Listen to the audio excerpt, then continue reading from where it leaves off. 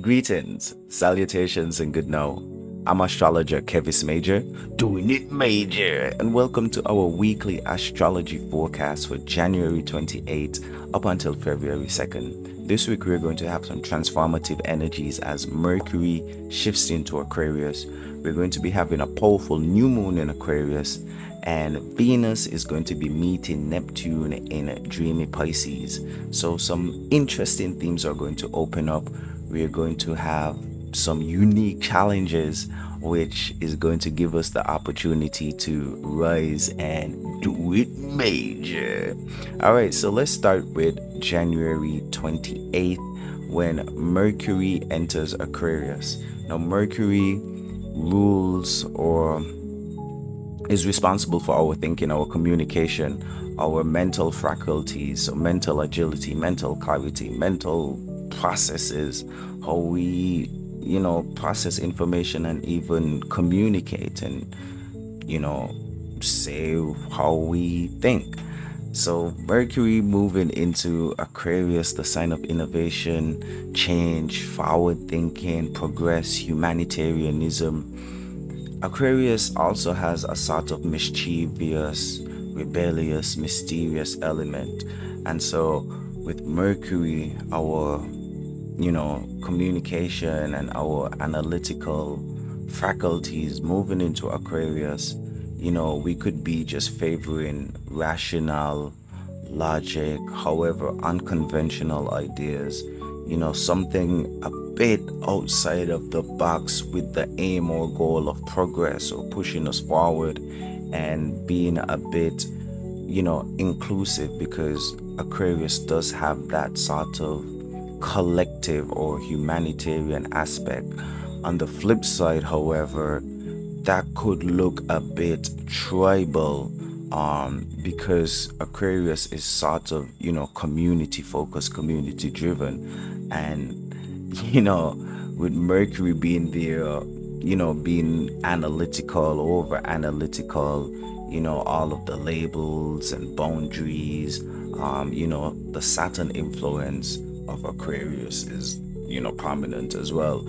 And so, even though Aquarius is all about, the collective, the conscious, humanitarianism could be, on the flip side, tribal, inclusive, but that also opens up, the aspect of, having outsiders or whatever. So, Mercury is going to, just influence us to be logical, rational, but also pulling out, some unconventional ideas, thinking outside of the box with the goal or aim of just pushing things forward. On the 29th, Mercury is also going to be conjuncting Pluto. This is a real significant alignment because Pluto, I like to call it the planet of doom, gloom, destruction. Pluto is going to destroy something, and so this conjunction is going to highlight or emphasize these two energies are going to be kind of like sharing the stage. And so Pluto likes to highlight and show us weaknesses and chinks in our armor, outdated information, habits, even people, places, things, circumstances, and situations that are no longer helpful, useful, or progressive. The Aquarius theme, innovative. And so Pluto is going to want to break those things down, destroy them, remodel them, bring restoration and rebirth to these aspects of our life. And so with Mercury conjuncting Pluto, transformations or transformative conversations, transformation in how we speak, how we think, it signals a time of mental intensity, because Pluto, again, power, control. So maybe just having intense conversations, maybe a day of uncovering some mysteries. Aquarius, again, mysterious. Mercury, thinking, communicating, analyzing. So uncovering some mysteries or hidden truths, maybe peering into history, could be something that you do on this day or at this time, but we need to be mindful of being, obsessive or any sort of controlling tendencies, especially when it comes to our speech. Manipulation is coming to my mind, because again, communication, Pluto, power and control. So using your communication to enact or exude power and control over someone, a person, place, situation, or thing. So this placement or alignment rather is going to be very powerful and potent, because the new moon is going to be happening at the same time. So the 29th new moon, we need to check the time to see when this is going to happen in your geographical location. But new moon in Aquarius invites us to embrace, fresh starts, especially in areas when it comes to, community, innovation, individuality. Aquarius, again, I like to, I don't know why, but emphasize on the rebellious aspect of Aquarius. I guess because when I was a teen, I had like a strong rebellious phase, which heavily impacted, the course of my life.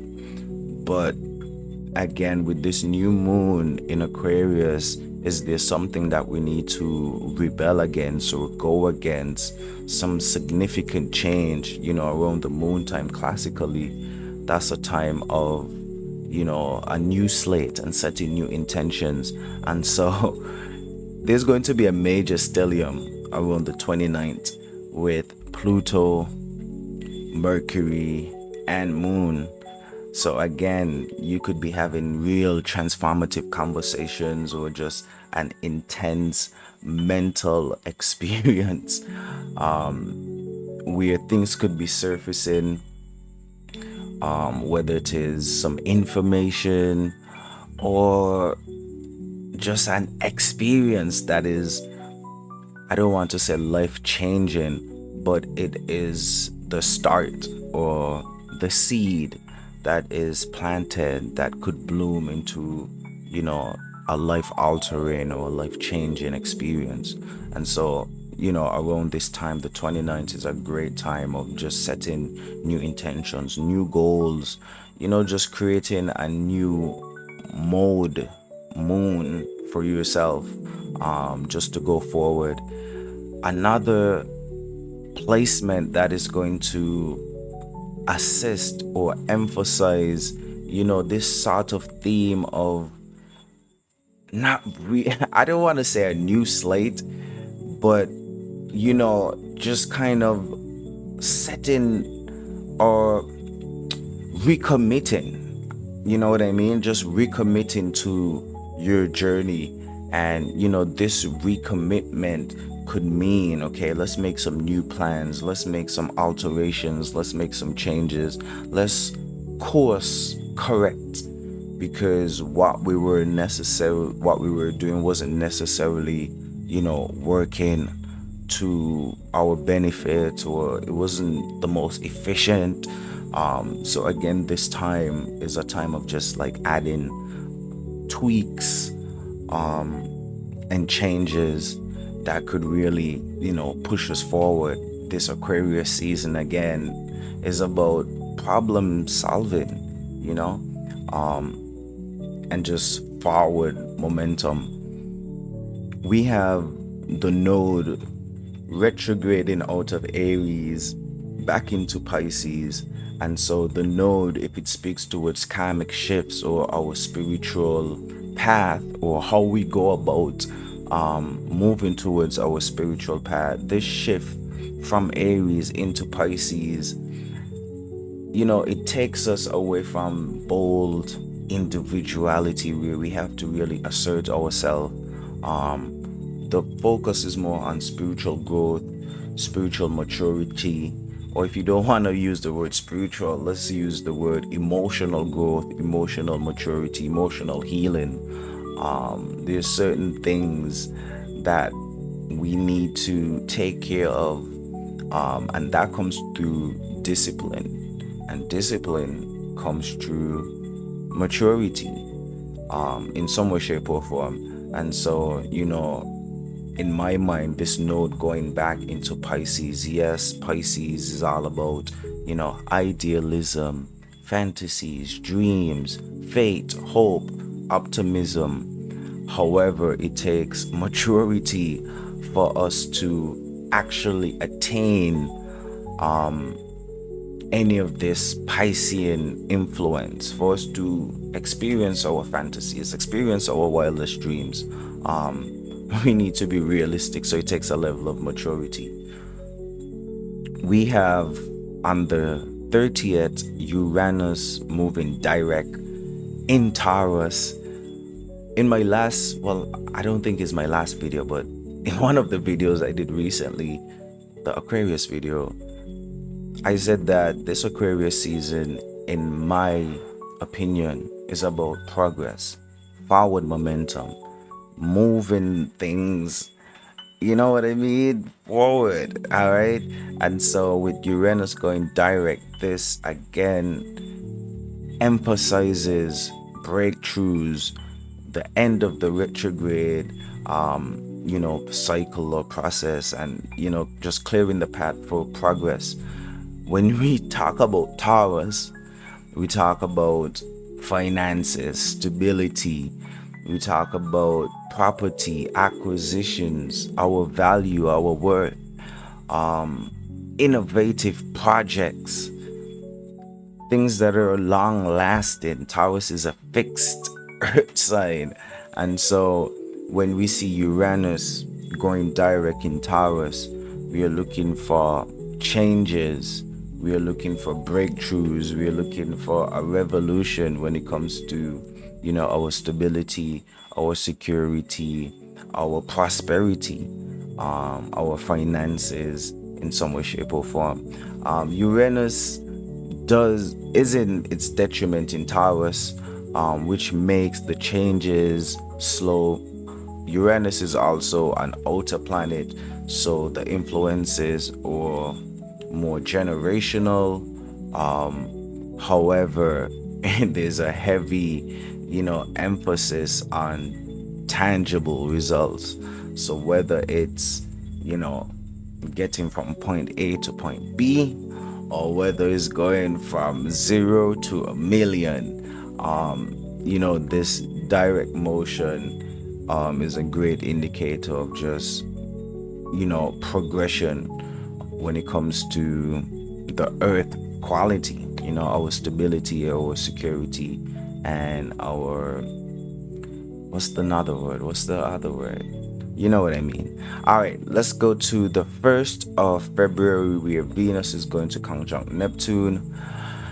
This one is quite interesting. This one is going to be a major placement, a major alignment, because there's been so much activity happening over in Pisces. We have Venus over there, we have Neptune over there, we have Saturn in Pisces, we have the node over there, and that opens up the doors for so many different aspects and alignments.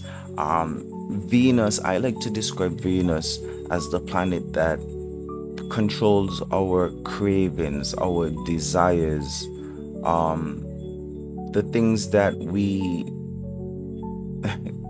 want, not necessarily need. It rules love, value, harmony. And so when it merges with Neptune, or when it conjuncts with Neptune, the planet of our ideals, best wishes, fantasies, illusions, and delusions, we could see that it is going to influence us to go towards our wildest dreams, or go towards our fantasies. We're going to be craving and lusting for, something maybe that is not realistic, which opens up the doors for creativity, opens up the door for romanticizing our reality, in some way, shape, or form. And this is going to be sort of a tricky alignment, simply because, again, this Aquarius season is about progress and forward momentum. Uranus going direct, tangible results, but Venus in Pisces just seems so, emotional, intuitive, elusive, where we're going to be, having certain cravings and pleasures for our fantasies and for our wildest dreams.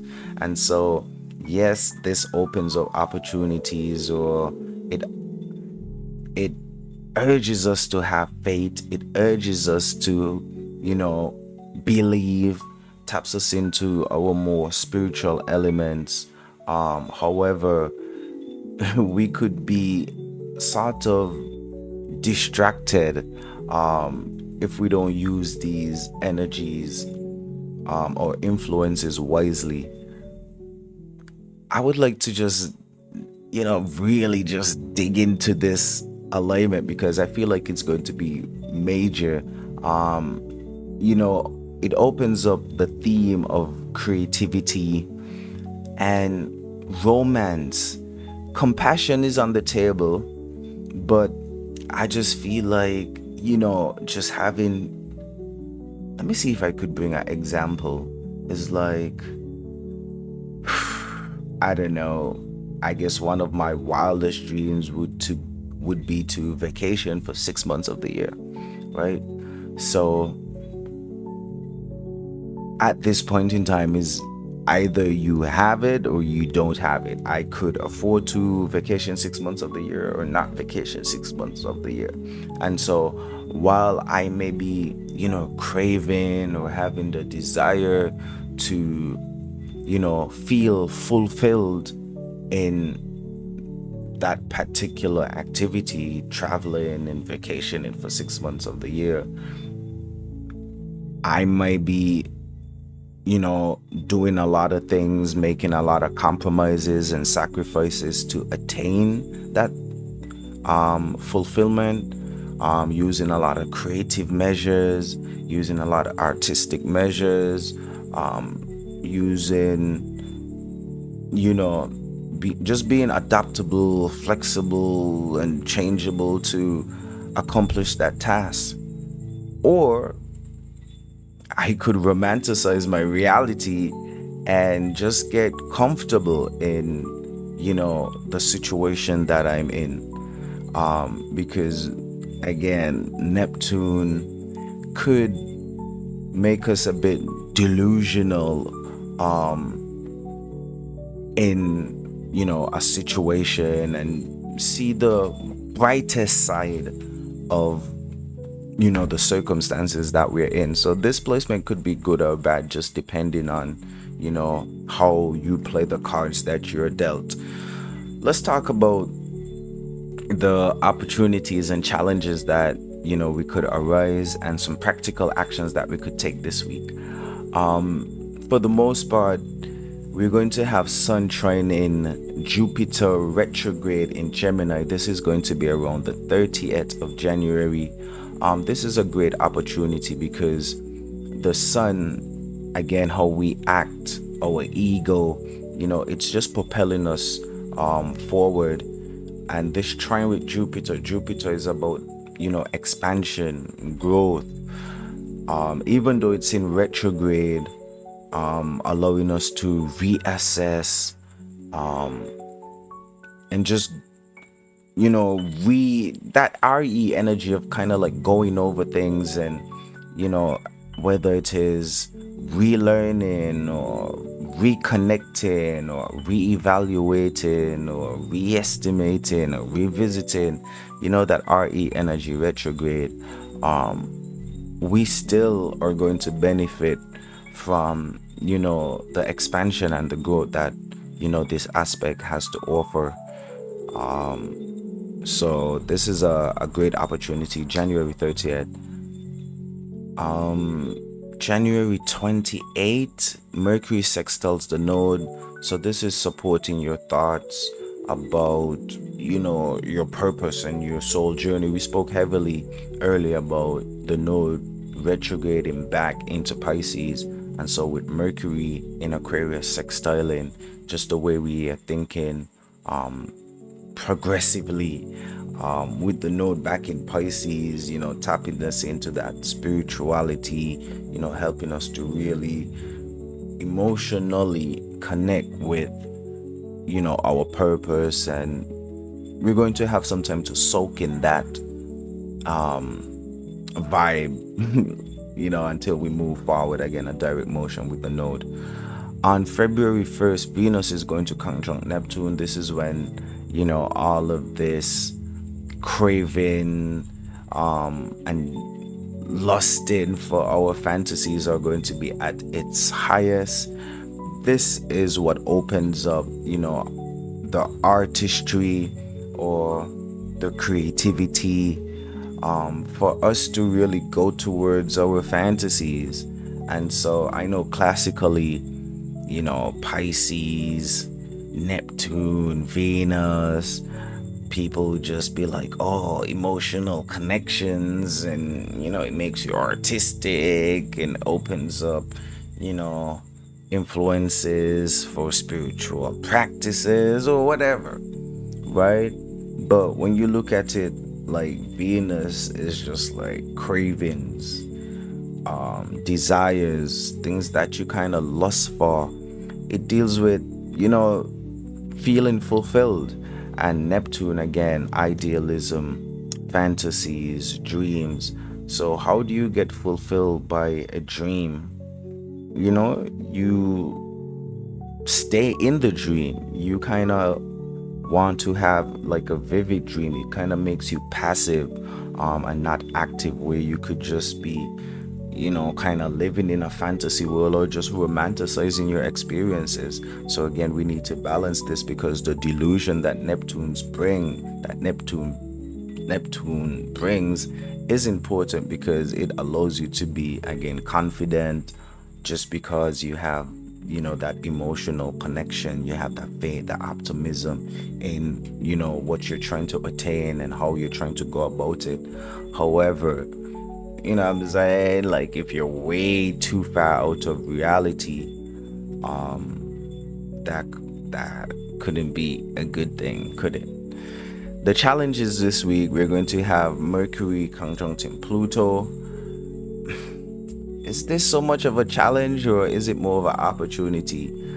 We know that we're going to have some sort of mental intensity, so we need to avoid, being too fixated on any thought pattern, or, even power struggles when it comes to communication and arguing or fighting, or just getting in anything too intense on the 29th. So that could be a potential challenge, but again, the opportunity for you to arise, know that you have this information, and do it major. Another challenge which again could be an opportunity, is Mars retrograde in Cancer. Mars has been retrograding for some time in Cancer.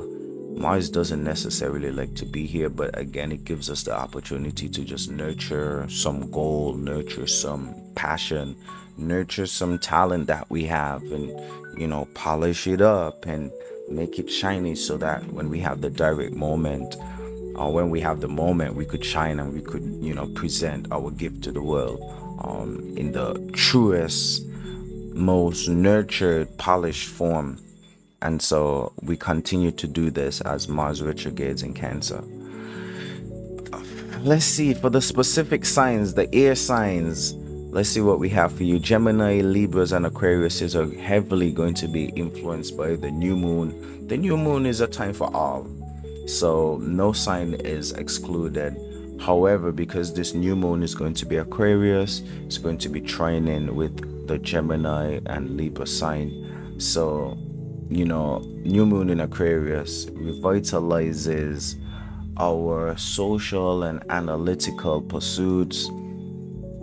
Just a good time for us to set in new intentions for going forward, or recommitting to the goals that we have, looking at our weaknesses, looking at the chinks in our armor, and just making, the plans, planting the seeds that could help us go forward. So whatever adjustments, whatever changes to be made, or the new moon is a great time to do that.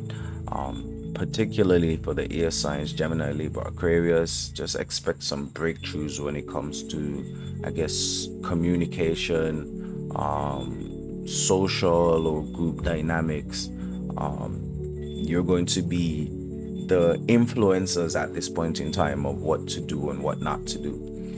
Water signs, Cancer, Scorpio, Pisces. This is a busy time for y'all, as well as we have all of these placements in Pisces, and we also have Mars retrograding in Cancer. There's Lilith in Libra as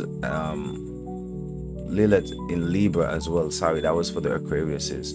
And so as we have Venus and Neptune in Pisces, this is bringing through emotional clarity or emotional disturbance, or emotional distractions in some way, shape, or form. Spiritual growth or maturity, we already discussed about this. Artistic, creative energies at an all-time high, just because we're going to need it for us to, bring harmony to our situation. This is a perfect time for nurturing and trusting your intuition. For the fire signs, a bit of a mundane time. No major placements really, except Chiron in Aries, right? So the sun trining Jupiter, however, is going to, bring the fire that we need. We know that the sun is in its detriment, Aquarius. So yeah, nothing really for the fire signs other than Jupiter, which is the ruler of Sagittarius. It's over there in Gemini. However, it's going to be trining with the sun, which kind of, sextiles with the other fire areas or houses or signs, and so brings in a bit of optimism and a renewed focus on the goals that the fire signs have to accomplish this year. We know that, especially for the Leos, they have to be pushing a bit harder because the sun is opposing them. The house ruler of Sagittarius is in the opposite sign, Gemini, in retrograde, so they have to work a bit harder. So the fire signs are having a bit of a challenge early here in 2025. The earth signs, with Uranus going direct in Taurus on the 1st of February, this signals forward momentum for the earth signs. We're talking about the Taurus, Virgos, and Capricorn, particularly when it comes to our finances, all right, or just tangible results. Now we need to look at the flip side of the coin. So if you're not having, forward momentum or progress with your finances or your growth, I mean, what I'm saying, if you're not going forward, you're going backward. And so we have to make sure that we are, positioning ourselves for growth, for forward momentum. All right, let's look at some practical actions that we could take this week. We know that we're going to be having the new moon in Aquarius. I suggest that you find out what house this is going to be happening for you, so you could, make new intentions with that theme in mind. For example, you might be having the new moon in your 10th house, so you want to set new intentions for innovations, when it comes to business, when it comes to your status, when it comes to, how you're seen in the society. For an example, we also have Venus conjuncting Neptune. This is a time for us to really, really ask ourselves, what do we like? What do we enjoy? What pleasures us? What makes us feel fulfilled? And Neptune, just reflect on our dreams and our wishes and, what's our best life and how could we align, feeling fulfilled with, these dreams, these fantasies, but also, creating a pathway for us to actually attain them. What's the point of having a wildest dream if you could never in your wildest dreams attain it, right? That's some la la land shit. So sorry for my language. Mercury conjunct Pluto. We know Pluto, doom, gloom, death, and destruction, is going to tear something down. Mercury being our thinking, our analytical process, even how we communicate.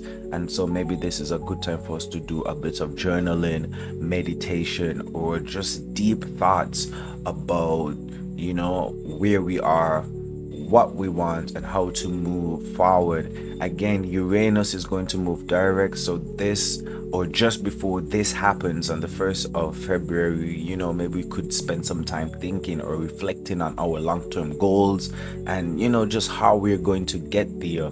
Because when Uranus goes direct, that kind of opens up a path for meaningful progress and tangible results. Again, new moon we're going to be experiencing coming up. So this is a great time for us to reflect and set some new intentions so that we could move forward with just more energy, with more conviction and more confidence. If you like this video, smash the like button, subscribe. Major farewell until we meet or greet again. I'm Astrological Major, doing it major.